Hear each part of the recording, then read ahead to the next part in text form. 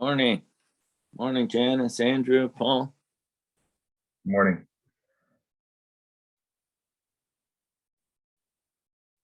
Get ready to shovel some more snow by this afternoon. Good morning. I had myself on mute. Sorry about that. Yeah, It's gonna be a cold one. just wish some of the neighbors in my area would move their sidewalks. It's getting pretty dangerous out there. I know, I agree. But you know, it freezes up fast. Well, what happened with that, we had that warm day and then everything froze, so then it really made it worse, actually. Hi, Penny. How do I mute? Hello, how do I talk? You're You're talking. Oh, you can hear me. The mute. Well, what I'll do is just before the meeting starts, we'll mute. We'll go on mute unless you're speaking, but you can be unmuted now. Okay, now I get Sandy, my daughter, to set me all up. And she has to reteach me each time. I live on this, so.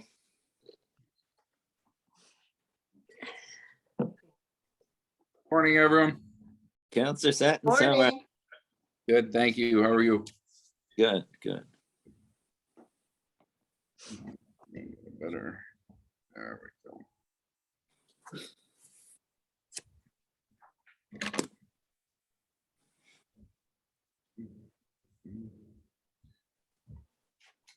Just gonna go get a coffee. I'll be right back. I'm just finishing. All right, Councilor Kenny can't be on today, just to let you know. Is he back? I don't think so. This week. Yeah, I know he's due back this week, but I didn't know if he was back yet.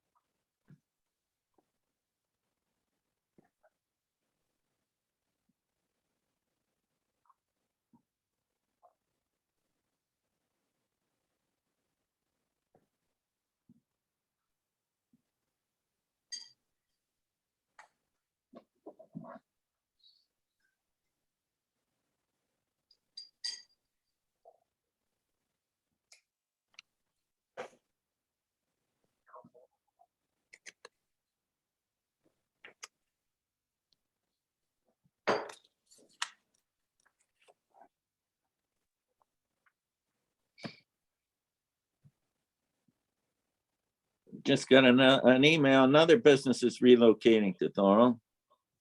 Oh, awesome. Tallier Accounting and Bookkeeping is moving to Schmoen Parkway from Welland. Nice.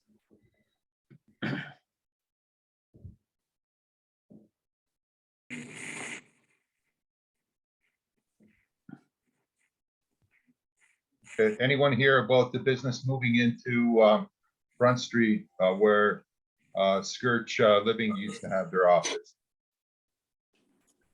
What building? I mean, what company?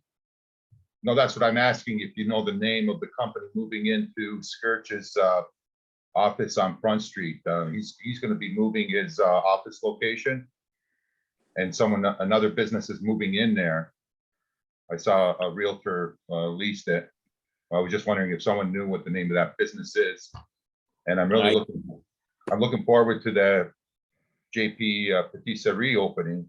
They have a really nice storefront, and I'd like to try some of their goodies. But it's worth. I'm looking forward to that too. Have you been up to the bagel oven? yeah, oh, for sure. Their stuff's pretty amazing.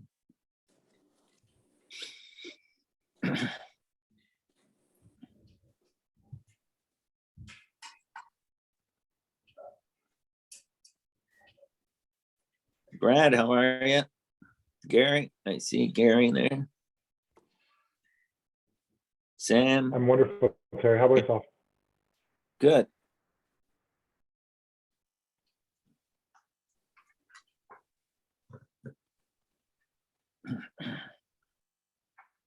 Joanne, are you there?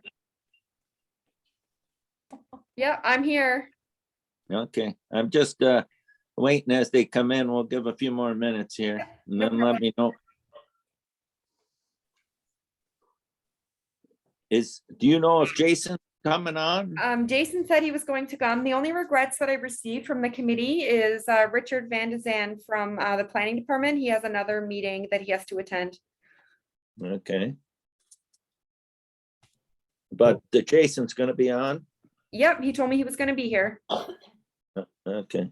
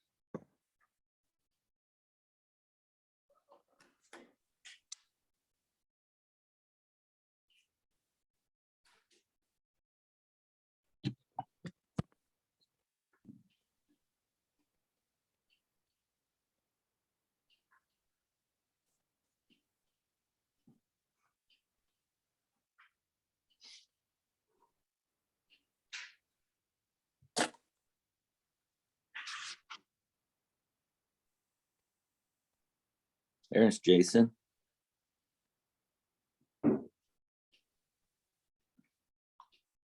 Joanne, we have quorum, right? Yes, we do. You can start at any time. Okay, I'm gonna start the meeting and those that come in can come in as they come because I have another meeting that I have to be on after this, so. Okay, I'm gonna call this meeting to order at 10:04. Adoption of agenda, that the Town and Gown Committee adopt the agenda as presented for today's meeting. All those in favor? Opposed, that is carried. Adoption of the minutes from the following meeting be approved, October 25th, 2021. Any errors or omissions? Go ahead, Penny. Okay, on the one where I spoke at the round table, I was talking with the signs from here to the corner signs. I was talking about it in general. I just used Gonzalez as an example. And the way it's written, it sounds like I was only talking about Gonzalez. Okay, well, Joanne, can you make that adjustment? Yep, I will make those changes. Is there anything else? Go ahead, Brad. Yes, thanks. There's an item earlier in the agenda referencing the Town and Gown Association of Ontario meeting. And it indicates that we are looking to arrange a provincial bylaw related to large unsanctioned gatherings. It's actually a provincial dialogue related to large unsanctioned gatherings. Okay, and that's captured as well. Joanne, you'll capture that change as well? Yes, I will. Okay. Okay, with those two changes, all those in favor? Opposed, that is carried. Okay. Any declarations of pecuniary interest? Seeing none, I'll announce that we have a new committee member that was appointed at the last council meeting. She'll be officially appointed by bylaw at the next council meeting, and that's Stephanie Hamilton. She's a resident in the Juneberry-Winterberry area and has been quite active. And we're glad to have her aboard as a representative on our Town and Gown Committee. Committee business. We're going to start with, there's two things that are combined, A and B, Winterberry, Juneberry Boulevard update and recap of subcommittee meetings. Well, what's transpired is because of the issues we had, not only in that area, but primarily in that area, we started our subcommittee meetings on a weekly basis. And we met with all our community partners. And by that, I mean, we met with the Brock University representatives, Niagara College, BUSU, bylaw from the region, bylaw from the city of Thorold, the NRP, and off-campus patrol. And I may be missing someone, but we met on a weekly basis. And as things progressed and things improved, then we made those meetings every 2 weeks. And we did that pretty well up to winter break at Christmas. And then we had this meeting coming. So we had a meeting scheduled about a week ago that we canceled because we knew we had the Town and Gown meeting, and we knew that with the provincial regulations and with what Brock University and Niagara College were doing, I don't think any classes are coming until what, the end of the month, Brad? I think end of January. So once we get up and running again back to normal, we'll resume those meetings as required. Our community partners were outstanding, and everybody worked hard to achieve results. It's by no means is it perfect, but I can guarantee you it's a lot better than it was. But we still have to keep working on it, and we need to keep working and moving forward. So Brad, did I miss anything there? No, sir. I think that's an accurate recap, and certainly I would echo kind of the comments related to all the various partners bringing forward solutions and looking to address concerns in whatever ways they could. I think that's an important approach. Thank you. So I just wanted to give a quick recap on that. And now I'll move on to return to campus and winter semester operations.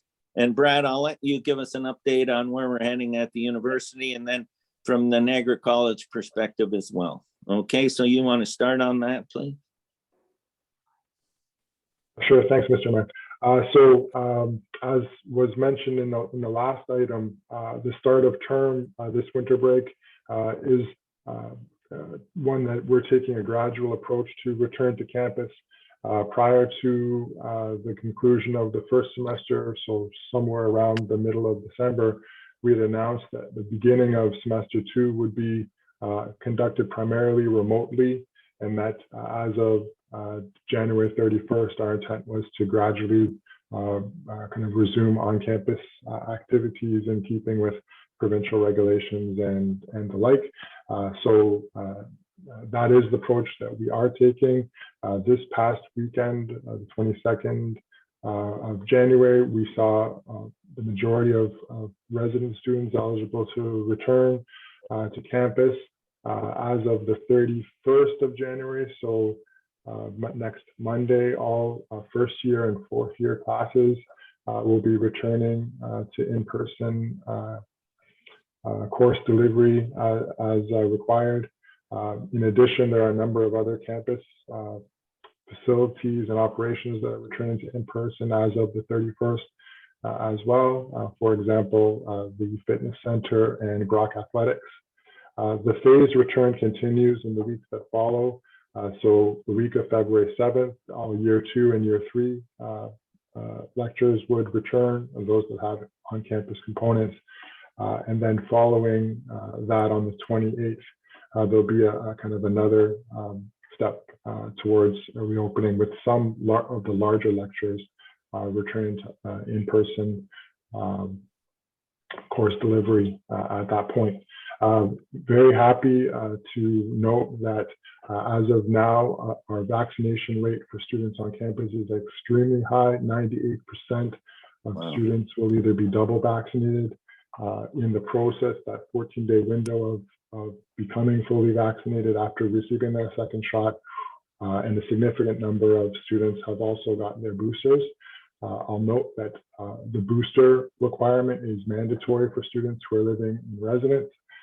And with all of that I've just said, recognizing that there are a very small number of students who have valid exemptions under either medical or human rights considerations. And so we are certainly working with those students to ensure that they are completing regular screening and other steps to ensure that the broader campus approach to the vaccination mandate is effective. Certainly happy to answer any questions, but again, a gradual and kind of staged return to on-campus activities is the process that we're currently moving forward with. And again, looking forward to a resumption of more normal activities as we move through this stage of the pandemic. We are certainly aware of and acting in accordance with the province's move perhaps beyond stage 2. So currently our operations are aligned. The framework that we operate in, provincial step 2 and Brock stage 2 are both kind of the current situation. And so when it comes to things like gathering restrictions and provision of various on-campus services, those are aligned. So as the province continues to reopen, we'll be looking to do the same. Are there any questions for Brad regarding that? Thanks, Brad. From an Niagara College perspective, who wants to give us an update there? Karen, are you gonna? Thank you. Hi, everyone. My name is Karen Choley. I am the Associate Director of Health, Wellness, and Accessibility Services at the Welland campus of Niagara College. Leanne Gagnon sends her regrets, and I will be reporting for her today. So we have, this term, we have 8,870 students enrolled at Niagara College, a little bit shy of what our target was, and certainly a little bit shy of what our normal target would be in terms of student enrollment. So for this term, we had a requirement that students must be at minimum double vaccinated before coming on campus. They were not permitted to receive their timetables until we verified their second dose. So registration for the term happened in December when students could choose their timetables, and they weren't allowed to receive their timetables unless they uploaded their second dose.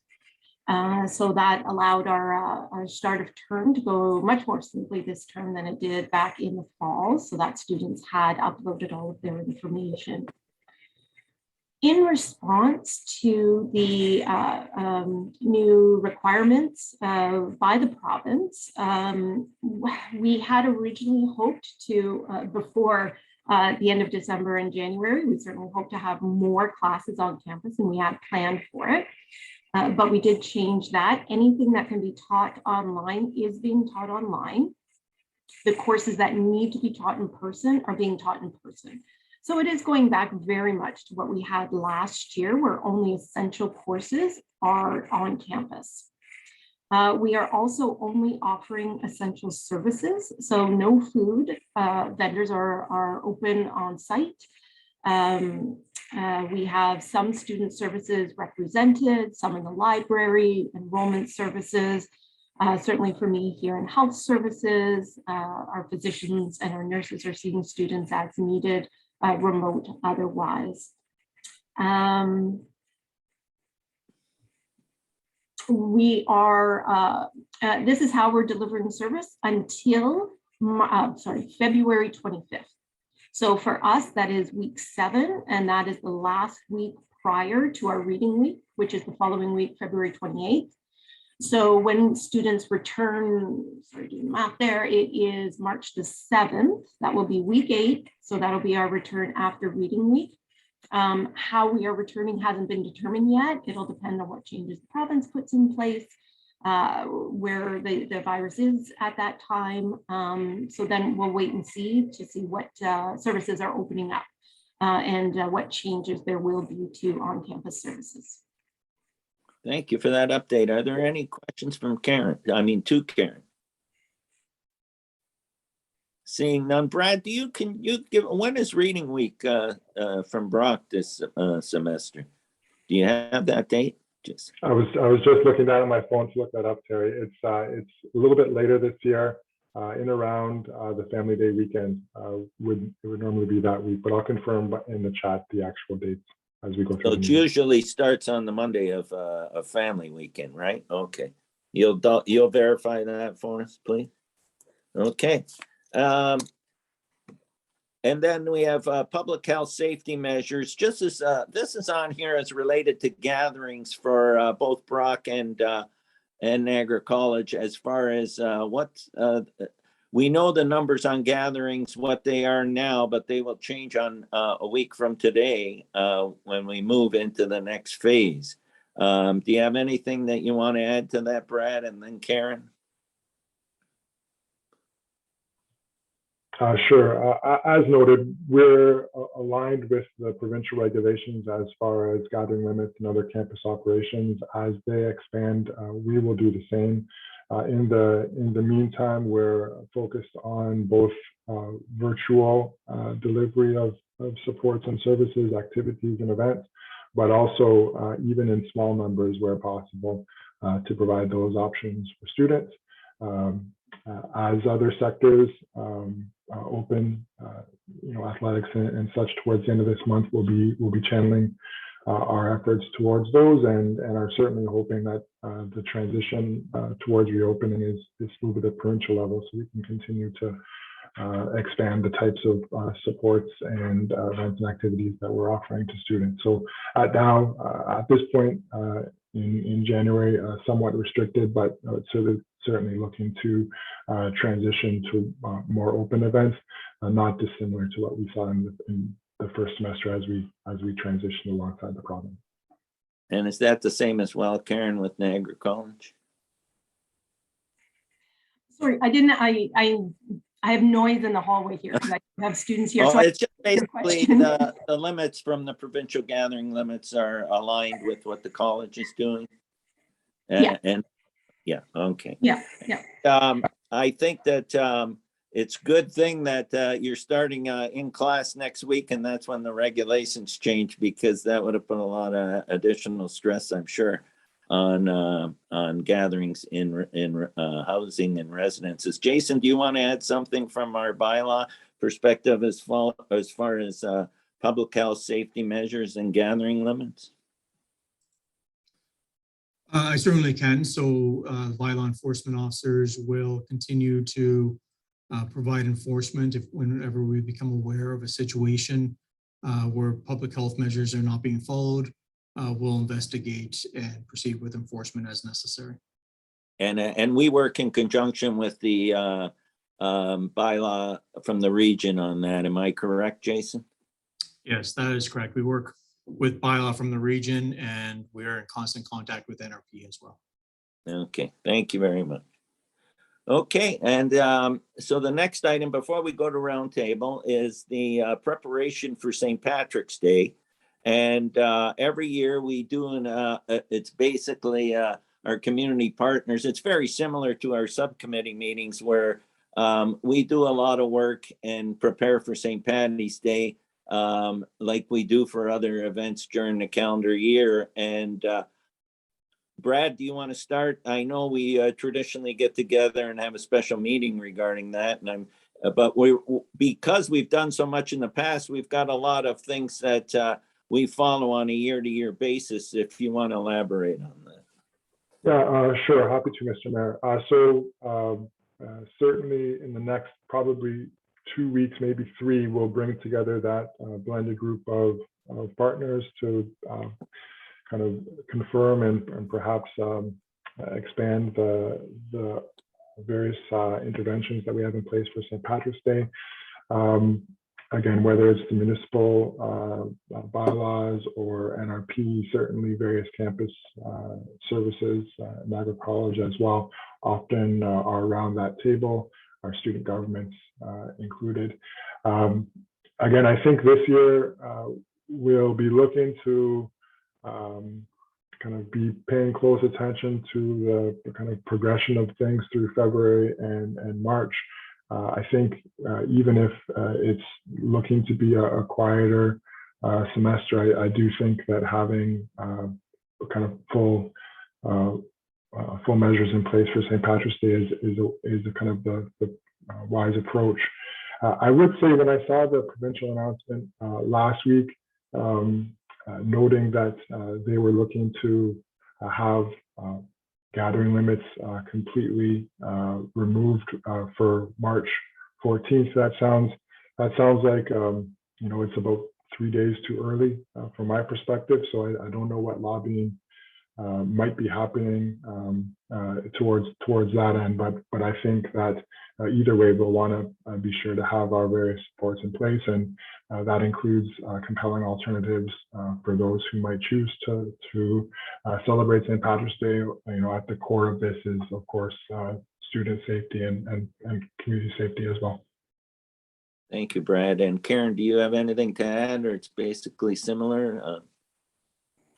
Yeah, so we don't have any plans right now for any celebrations or expectations on campus for St. Patty's Day. Okay, thank you. Okay, that wraps up those. Now we're going to move to roundtable, and if you have any items during roundtable that you want to bring forward, now's the time to do it. So I'll start with Janice. And if I miss somebody when I'm going through, please make sure that if I missed you, you let me know, because I'm not sure if everybody's on the has their screen shown. Okay, go ahead, Jen. Okay, I don't have anything to add, so thank you. Thank you, Janice. Andrew. Just a question for me, Mr. Mayor. Maybe it's directed at Jason. Just Yep. around, with the snowstorm, anything extra around parking on the street? I think I saw a lot of stuff come out from the city of St. Catharines, and I'm just wondering, with all the extra cars, is there more that we can talk about getting that information about, like making sure you're getting an extra effort to get your car in the driveway? I'm sure that didn't help our public works team out too much. That was definitely an item, and I'll let Jason comment on that. A good point to bring up, Andrew. Thank you, Andrew. Yes, I believe our Public Works Department did put out a notice around just before the snowstorm, the last snowstorm that we had. The bylaw enforcement team was out. They issued many tickets. They have towed many vehicles. Some of them we just couldn't tow without damaging the vehicles because they were buried so much. So I'm hoping they'll be able to dig their cars out, but they'll continue to get ticketed until such time as they are able to get out. I am in the process of trying to provide some significant enhancements to the website in order to provide more information to the community as well as students. So I'm hoping, I unfortunately can't put a timeline on that right now, but that's on my to-do list for this year starting now. Thank you, Jason. Andrew, I could tell you that Public Works did put out a notice. I also put it on my mayor's site as well. We have a bylaw that states that during snow events, you can move your car onto the apron. And then once the roads are plowed, you can move it back on the road. Just so everyone's aware, apron parking is allowed in a snow event until the roads are plowed, and then you can move your car back on the road. And we do that so we can get as many cars off the road. I can tell you that the cars parked on the road were not just an issue in student areas. We had this issue across the city, as Jason could, especially in some of our newer subdivisions and that could be too a good point on communication. Maybe some of the new people that have moved into the area aren't aware of our bylaw, so we can always do things to improve. And that is, when there's a snow event, you can't park on the road, and that is a bylaw. But you can park on the apron until the road's plowed. But I know we had some bad areas. I know there was some complaints up, am I right, Jason, up in the new subdivisions up in Port Robinson West, as well as in the Winterberry area. And there was some other areas. And the problem, I got calls where people said my street didn't get plowed properly. That's because there was cars on the road. The plows either couldn't get through or they could only make one pathway. So yes, and one thing I think a lot of people might not realize is that was the largest snow event we've had since the blizzard of 77. So, you're talking 50 years and almost, 45 years. But that was not a normal snowfall. And so you can imagine the challenges that our public works team had, as well as our bylaw team. So, and I will tell you this, I received some complaints, but nobody was disrespectful. They were just wanted to make sure we didn't forget their street or, things like that. And I got so many people when they see me out and about, tell me, I wish I lived in Thorold because we don't plow streets like that in our city like you do in the city of Thorold. So I had a lot of compliments as well on our team. So I just like to pass that along as well. So, okay. Anything else, Andrew? But that's a good point you brought up. I was That's going to great. bring Thank it you. up, so you brought it up, so I don't have to now. Penny, you're up.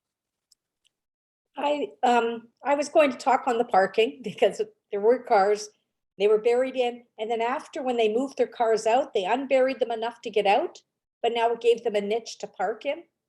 So they come back and they park in the same little niche. So I did notice that. The other area is the sidewalk clearing. You can't walk around with all the snow on the sidewalk. And a lot of times it is the student rentals where they haven't gotten out there and cleared the snow. I'll let Jason comment on the sidewalks. Go ahead, Jason. Yes, thank you, Penny, and we are very aware. Our priority last week was getting the roads up or the cars off of the road so that the streets could be cleared. This week, our priority is the sidewalks. So the bylaw officers will be around trying to get everybody to get those sidewalks cleared up, as well as working with our public works team to get stuff cleared up as best we can. Okay, thanks, Jason. Penny, is there anything else? Those are That's good it. points. That's Thank it, and they did a great job clearing the snow on the overall on the streets. Thank you, Penny. Gary.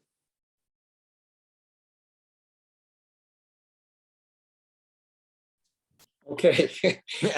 No, I'm good. It's been pretty quiet. So I really don't have anything other than people not stopping at the stop sign here at Winterberry and Silver Maple. I watch cars go through there like nobody's business.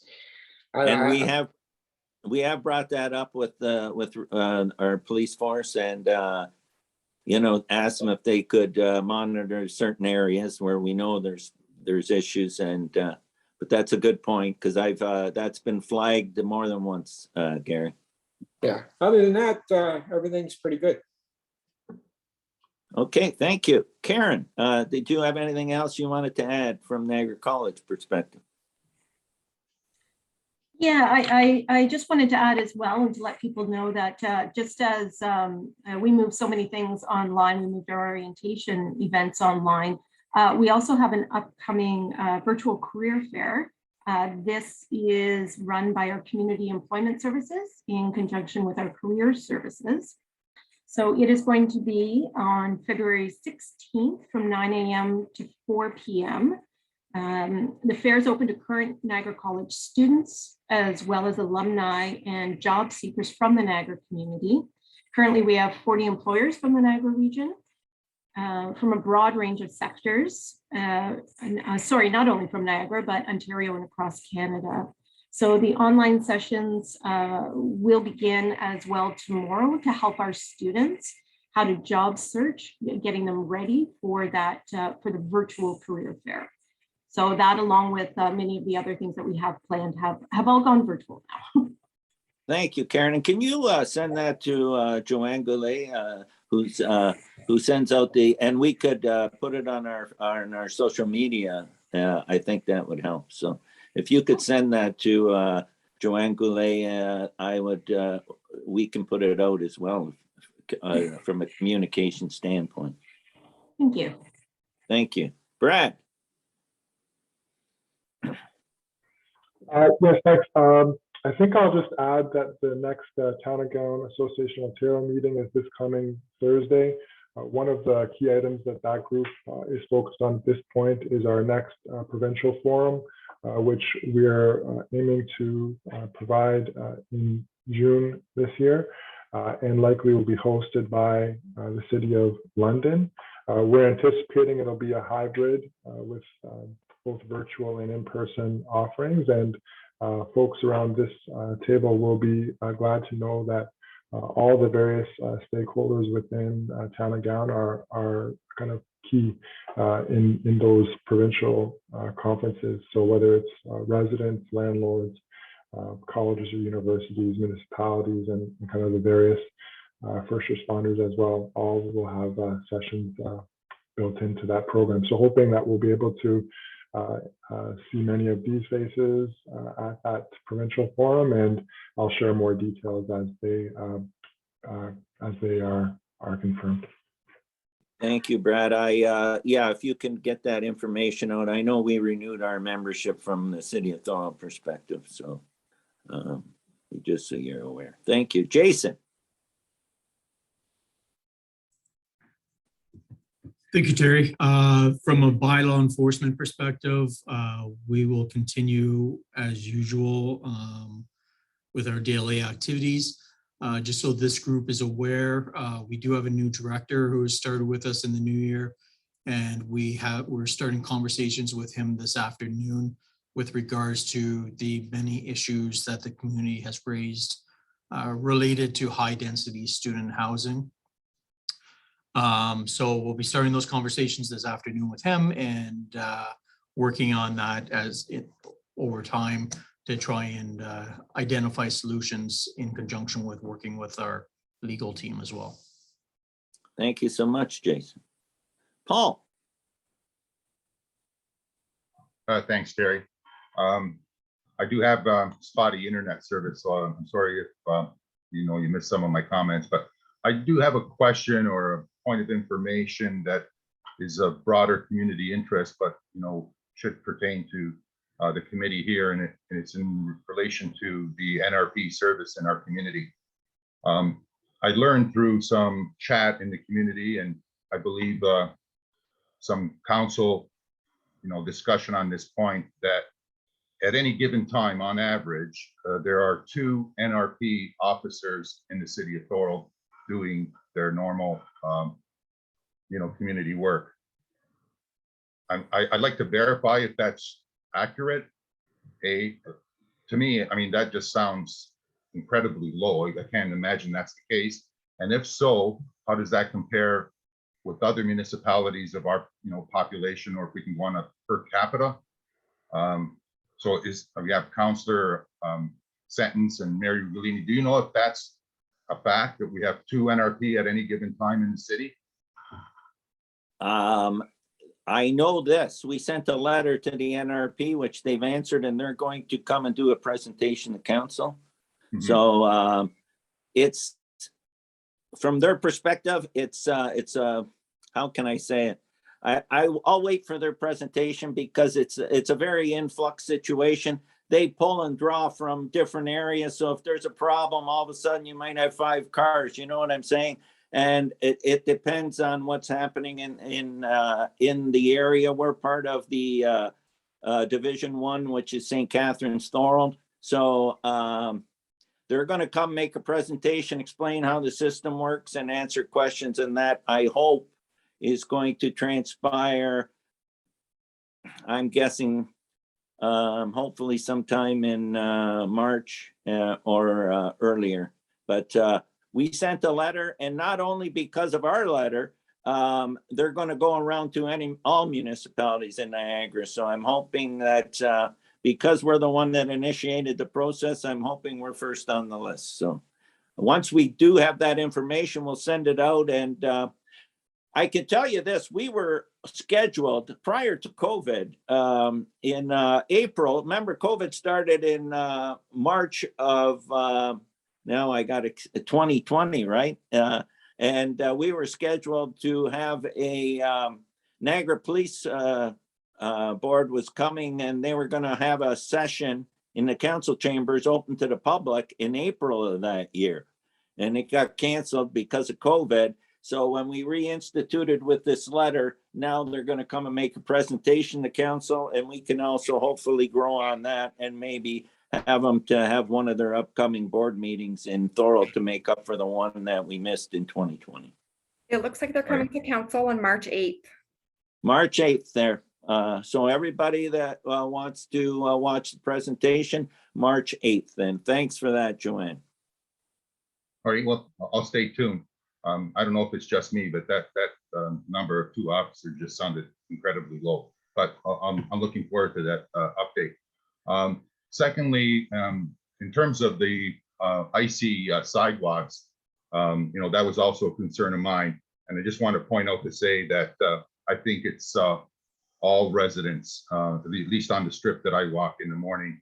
It would be mature residents, students, everybody. So it's for the whole, community to, I think, to step up and, make it safe to walk on the sidewalks. But I understand they're challenging times and, it's an unusual circumstance. So I just wanted to mention that, that should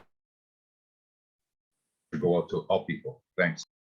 Thank you, Paul. And that's another thing where we could send a reminder, Joanne, if we could do something and have a reminder to go on our social media, how important that is. I think that any communication is good communication. So. Okay, thank you, Paul. Stephanie, you're up. And this is Stephanie Hamilton, who I said was a new member of our Town and Gown Committee. And welcome, Stephanie.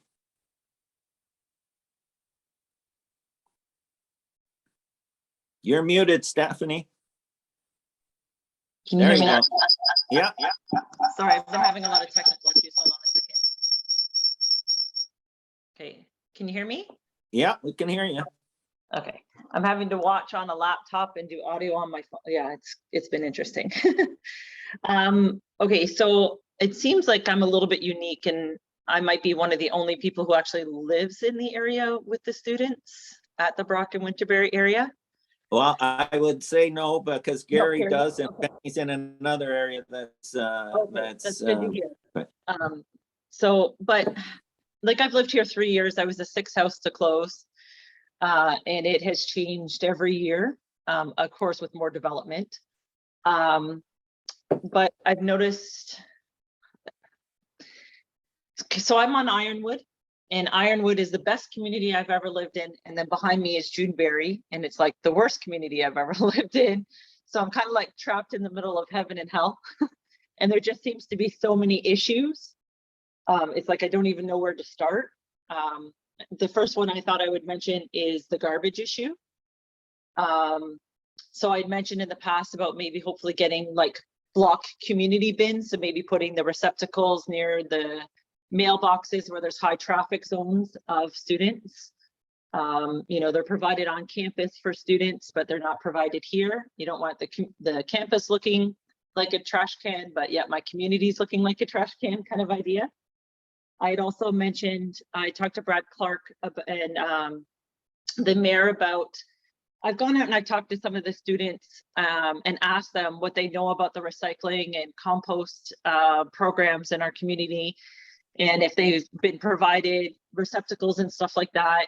A bunch of them said, no, we don't have receptacles. We don't know how to get them. A bunch of them have even expressed to me that they're all from different provinces and they're so confused on what our area does because it's so different from how they've been raised. So there's a lot of confusion. The one house alone, they're from 4 different provinces. So everybody, there's just a lot of confusion. He's like, I've got the paper up in my garage, but we've all kind of given up because we're just so confused. So I mentioned to Brad about maybe at the, hosting when you guys do the orientation stuff or whatever, hosting receptacle pickup dates for the students. I know that the house is qualified to get them through the city, but the students don't know that and the landlords just aren't doing it. I know when I went to get them for my house, it was quite a process. And I didn't know where to find the right paperwork. So I just gave up and didn't bother and I took care of it on my own. So if I'm not going to do it and I've paid for my house, I don't expect the students who are going to do it. I've also noticed over the last little while that when the garbage and recycling is being picked up, for lack of a better word, they've been a little bit pickier and tagging a lot more stickers. So I don't know if they're just frustrated with students and just ticketing everybody, or things have changed, but I'm noticing a lot more are being left behind. I've also noticed that with this Jason, Stephanie, Jason can comment on that. I know that they're very diligent on what goes in and what can't go in, and so they are tagging it. But Jason, did you want to comment? I seen your hand up on that. Sure, Stephanie, I can speak from my own personal experience. The same thing was happening with me. I believe some things may have changed when the new contractor with the region came in place. And one of the things that I wasn't aware of, and they weren't picking up my recycling, was because I was putting plastic bags in with hard plastics. You're no longer allowed to do that. Now you have to have the plastic bags bagged separately and put into the gray bin as opposed to the blue bin. So it took me a while to figure that out, but that could be one of the issues. So it'd be interesting to hear how that education goes out to the community, right? Because the students aren't getting the information somehow, because I'm seeing a lot left over. I'm also noticing that if their garbage is rejected, it's now sitting here for a month because it's only picked up every other week. So it's just stockpiling, and especially in the warmer weather, they're keeping the garbage outside. So then we're getting rodent issues, and we're getting all these kinds of other issues because their garbage is sitting out for a month. And then that's even if they still deal with it, because if it's been attacked by rodents, they're not dealing with it, they're just leaving it. So that's an issue that I've been noticing. I know I talked about. Yeah. I can comment on that. First of all, there is when the garbage is put out at the curb and it's left out, there's a hotline on the region site. The region looks after that. The region will send. They have bylaw that will come out and look after the issue, and they look after anything that's at the curb. If it's a clean yards bylaw issue, where stuff's piled up along the side of the house, then that's the city of Thorold and the city of Thorold bylaw. As far as education on recycling and everything, there has been multiple blitzes put on by the region. And I know the region traditionally has a booth set up at Brock Orientation. And but anything that they can do to help, Catherine, the director of waste management at the region, will, if it means another blitz in that area, I think that she has going to have no problem doing that. And that's something that the region works very well with the university as well as the city on, because they're in charge of waste management. But saying that, as far as getting the containers and bins, there is a process that, you're right, I can understand that being an issue, and that's an issue maybe where we can bring that up it's usually the people that own the building, which would be the landlords, that would get the bins and make sure they're in each unit. That would be the ideal situation. Would you agree with that, Jason? Yes, I would agree.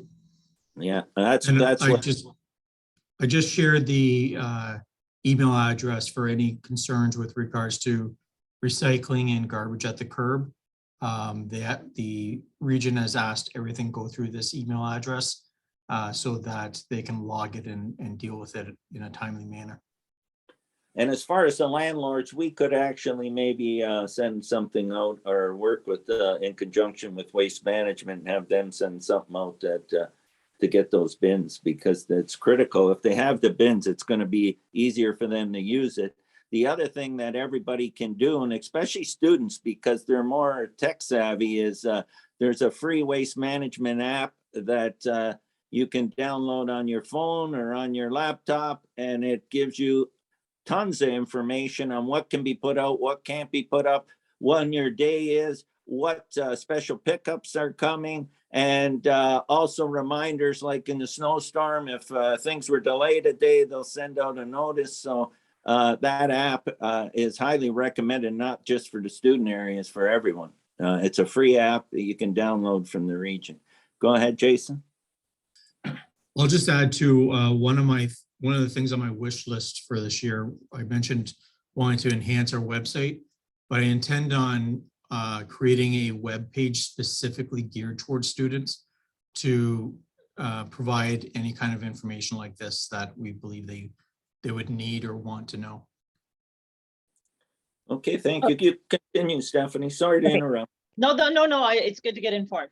So the next one that I have is the fencing, those large fencings that were put up on Juneberry, between Hawthorne and the back of Juneberry. They're like 9-10 feet tall or whatever. And I remember bringing up before that I was like, well, that's above bylaw code. I couldn't have my fence that tall. And then I was told that it is a sound barrier.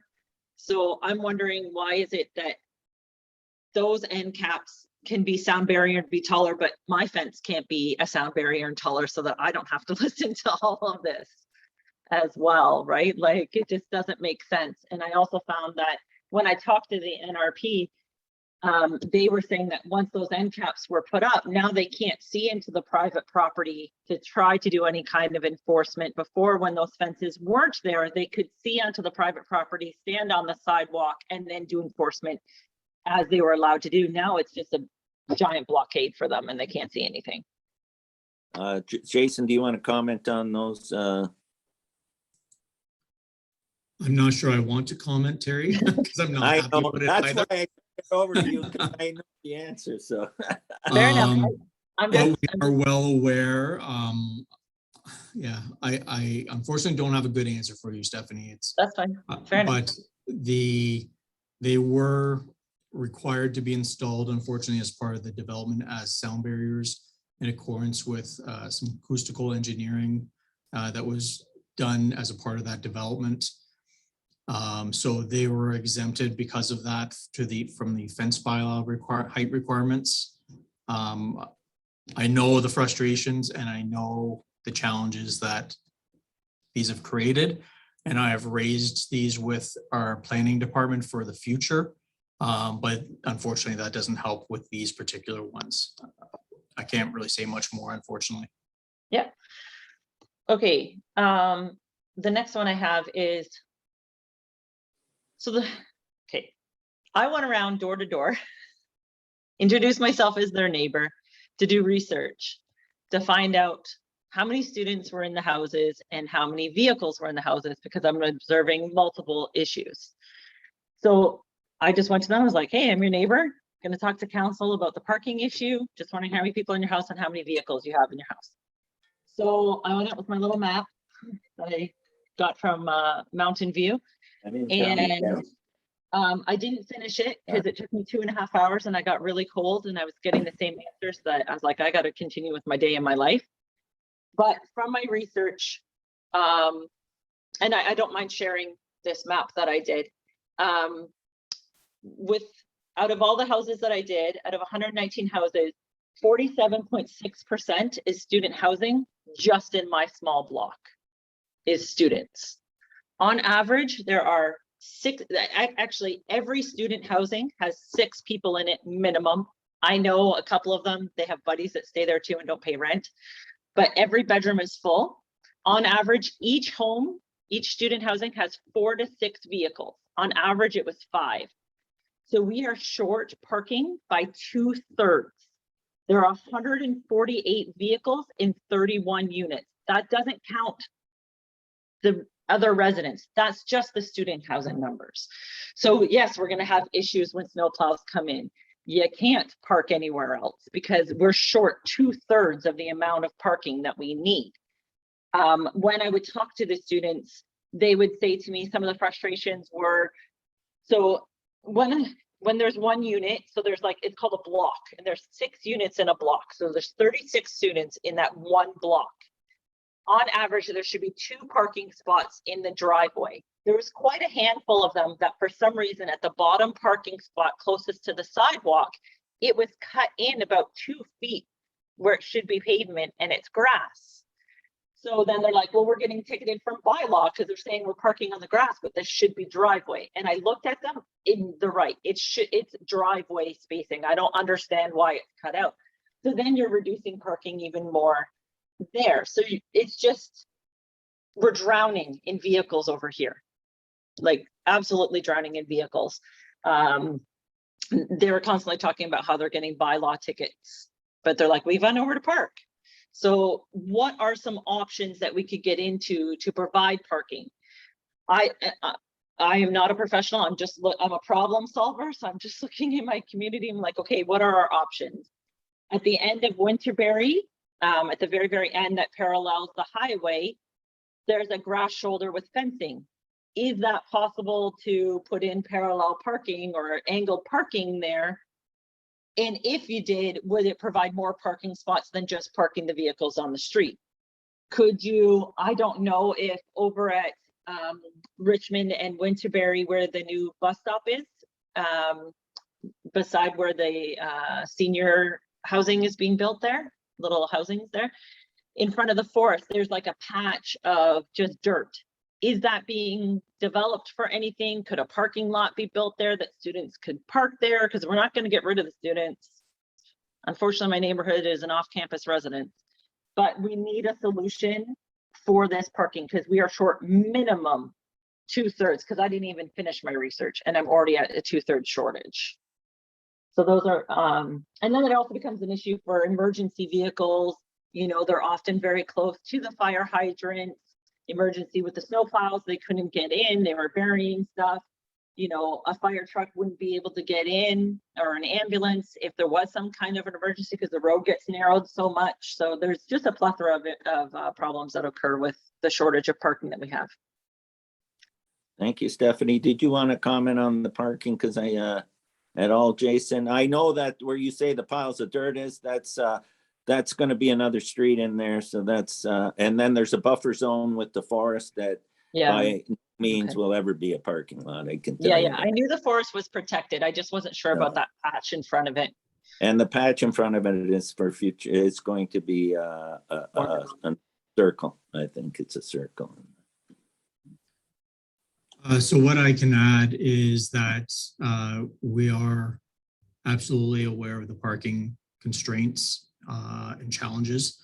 It's definitely one of the top items in these discussions that we're going to be having to try and find solutions to. I would be happy to receive, if you're willing to share that research that you provided, Stephanie, if you still have my email address. If not, I can provide it to you. But yes, that is definitely one of the items that are top of mind that we're hoping to work with the planning department, the engineering department, the emergency services department to try and identify how we can provide parking or at least try and minimize a lot of the challenges that we are facing because of the high number of vehicles. And it needs to be something considered in future developments, right? If you're going to continue building these towns so close to the college and university that are being taken over by students, it has to be developed with more spaces, right? So my next question is in regards to the landlord permits. I was able to listen to part of the city council meeting the other day, and they hit their goal of hitting over 1,000 permits, but they're still having issues getting them. So I want to know, how do the landlords become aware that they need to do this? Do we know if a lot of these student houses behind me, do those landlords have permits? Like, has the city approved that over 40% of my area is student residents? It's off-campus student residents. You can't say that it's housing. Like when I went door to door and I asked them, you know, do you rent, do you own? Like you could tell who were students, but they would just tell me anyways. There was only a few that were family rentals in there, very, very few that are family rentals, and only a few were owned. So it is behind me is majority student rentals. On my street, it's majority owned, but we're the single dwelling homes. So Stephanie, just to make clarity, it doesn't matter if it's family or student rentals. It's all types of rentals that need to be licensed. Yes, okay? exactly. Yeah, but I just want to know, like, how do we find out if they're getting these permits, right? And is it possible to have capacity limits in a community on how many student rentals can be in one space? Like, it's so student dense.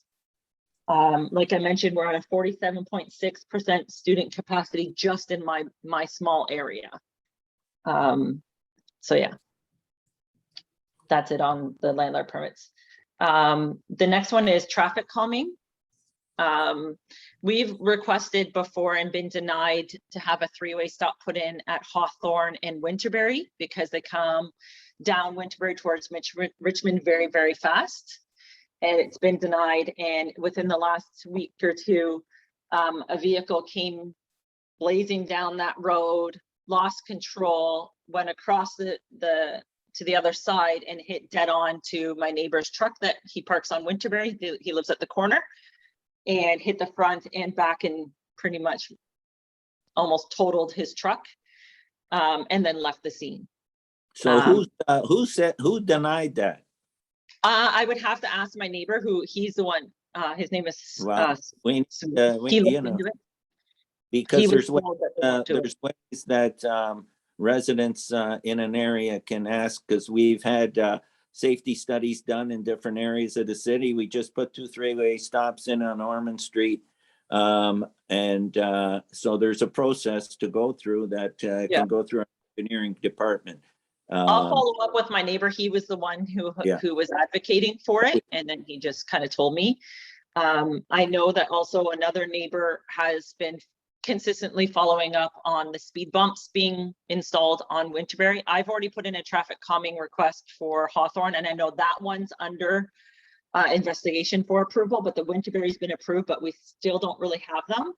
But I also wonder, are speed bumps the most effective form of traffic calming? Because I still see them blaze down near Confederation over them. And just on my street, we have 15 houses and we have 59 children, and I'm parallel to Winterberry.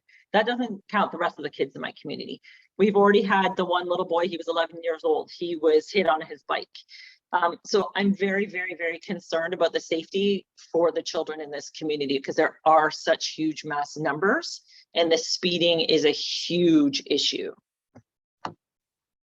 So I don't know what the options are, but something Well, needs to be done. traffic calming we look after, so we can, Jason, can you work with engineering on that, or talk to them regarding what I thought there was traffic calming measures going in on Winterberry, but They're supposed to be, they're approved. It keeps getting delayed. It was supposed to be put well, in. no, like because the paving just got done before they shut down, so I know that was it was late getting And I paved. left a message for Sean, whatever his last name is, and he called back during the meeting, so I'll call him back Sean, later. Yeah, Sean, as far as speeding and that's an NRP issue, but we work closely with them. And a combination of working with them and traffic calming could be something that will be a positive outcome, so.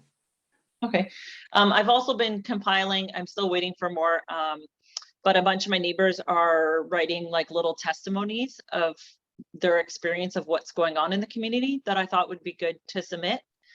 So when I have them all gathered, enough of them, I'll submit them, because again, this community has just changed so much with the more students that we're getting.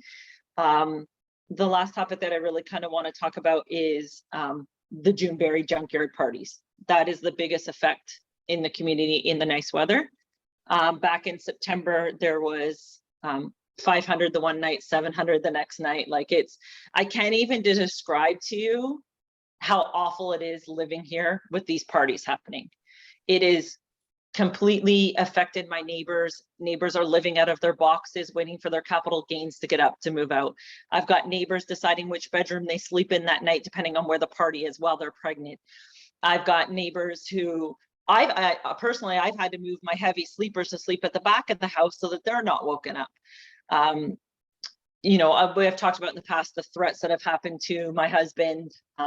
You know, everybody's talked about the garbage and littering, But over reading week, which was the Thanksgiving, there was 2 weekends. And from my understanding, 85% of Brock students left Thorold and went home.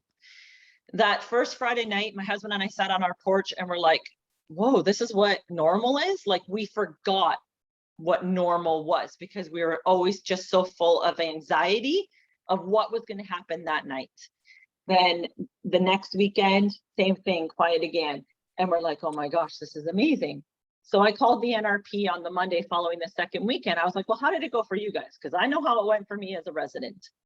And he's like, well, there was an incident on blah, blah, blah street and yada, yada. And there was a house that had 80 people in the house, but they were thankful that we came and broke it up. They let us in. They didn't want that many people, but it just kept growing, which is a common problem. People just keep showing up at houses. And so I said to him, I was like, well, everything that you're telling me, it sounds like when 85% of the students are removed from our community, you can do your job effectively. And he's like, yep. So Stephanie, you're aware that we acted on all those issues and we worked hard to improve the situation.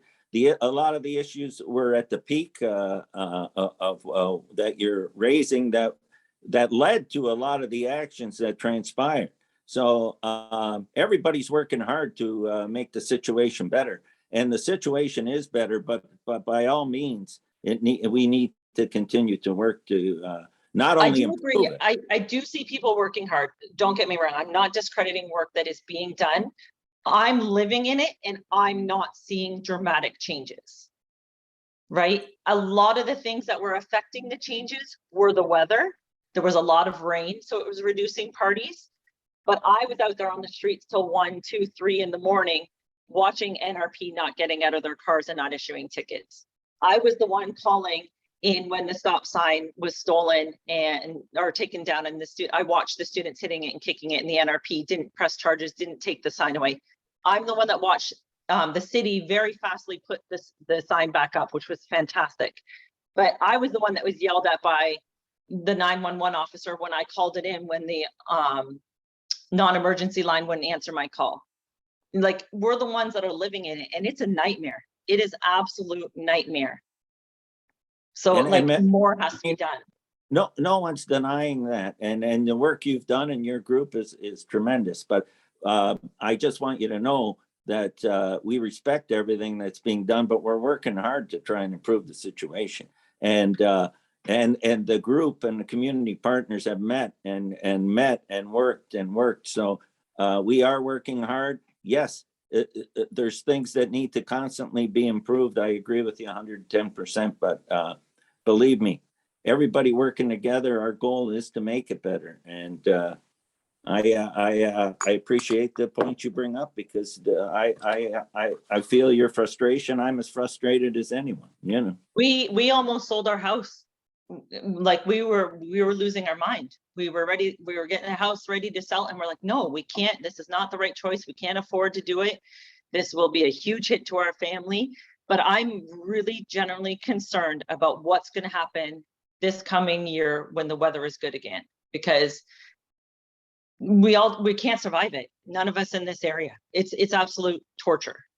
So I'm really hoping we can get ahead and figure out how to provide, how to contain, how to control, and then give consequences to those who don't abide when we figure things out. So thanks for your time, everyone. And thank you for bringing those points forward. I appreciate it. And all the work you put in. Councillor Sentence. Yeah, thank you, Mr. Mayor. Just a couple of quick things. That garbage app, the Niagara Region garbage app, is fantastic. It tells you what can go out, what can't go out. It tells you the night before, oh, this is what goes out. So some people just put garbage out every week, and that gets rodents and everything. Some weeks it doesn't. So I would highly recommend on our city website, the region, to advertise that. Brock, Niagara College, advertise the app, because it really keeps you on point.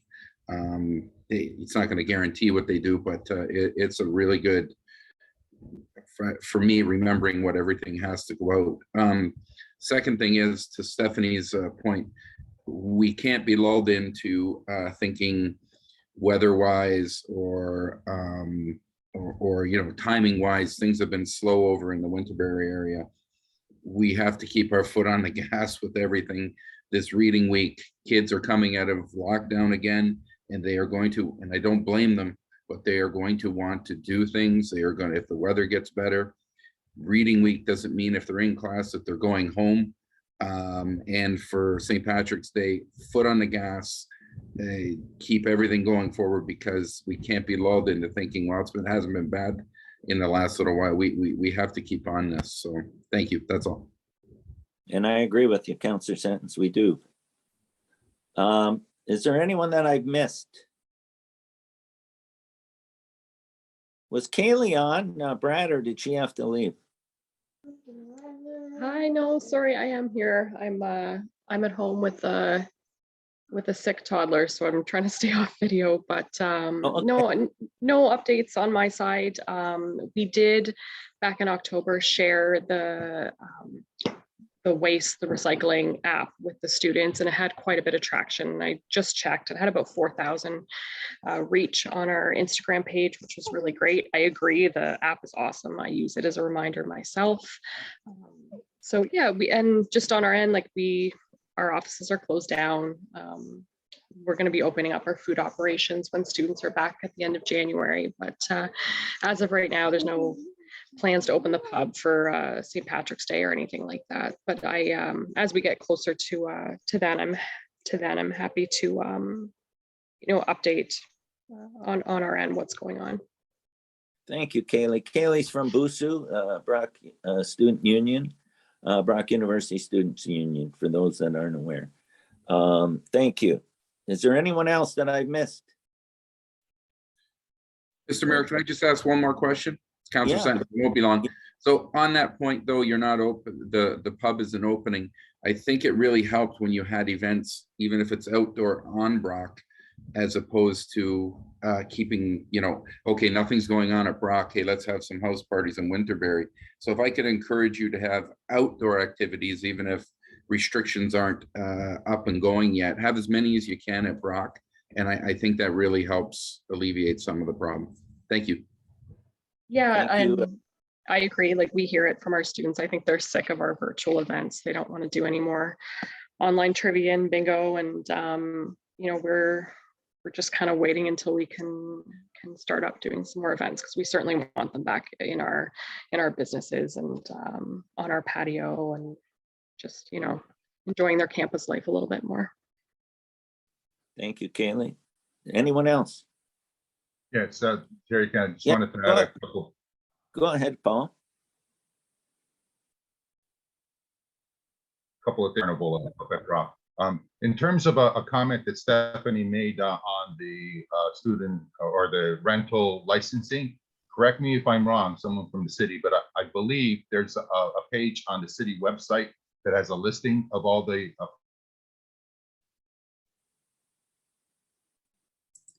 Yes, that's correct. There is a page on the city website that identifies properties that are information. checked pertaining- against that list, properties that are, yeah, so then you could cross-reference properties that are delinquent on your area, see if they're licensed, and I would suggest then those would be targeted for the city to, approach, and then secondly, what type of enforcement is being done on it?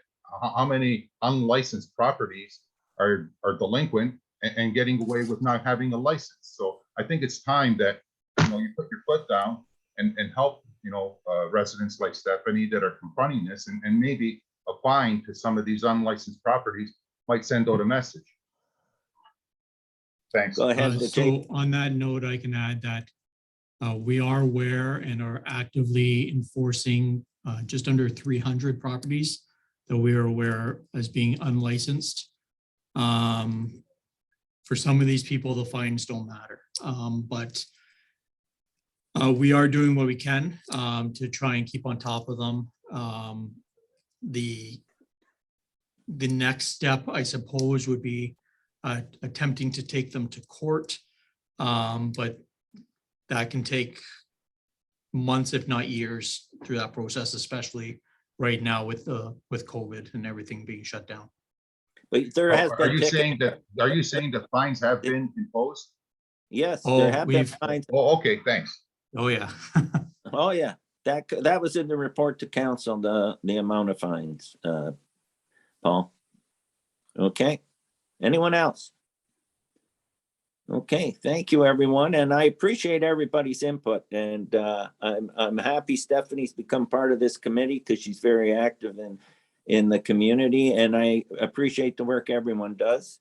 And so the next meeting will be Monday, April 25th, and we'll send that out well in advance at 10 a.m. And because the Monday before is the Easter weekend, so we're gonna do it on April 25th, and that'll give us a recap of everything, basically till the end of this school year. And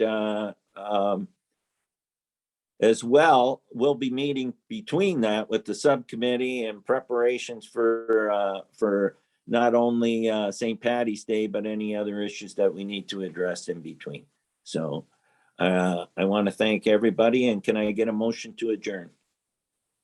I have a motion from Penny, seconded by Gary, that this meeting is hereby adjourned at 11:12. Thank you, everyone. Bye, everyone.